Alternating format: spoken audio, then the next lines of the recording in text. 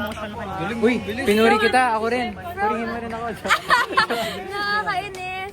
Hindi, kasi wala lang from the episodes. Tapos parang, yun na, inisip ko lang na ang sakit-sakit na kasunod.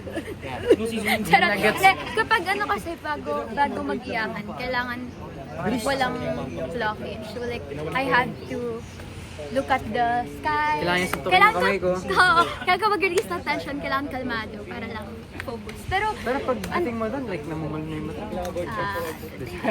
May pa pala yun. Pero hindi pa niya binigay totally. hindi nabigay. No. Hindi naman. Napigilan mo siya. Kasi ano yung bigla ding bawi eh. Yung emotion. Swimming? Seryoso ba? Pero, ayun nga, marami pa namang, marami pang maibe-build up. So, ayan. Good job!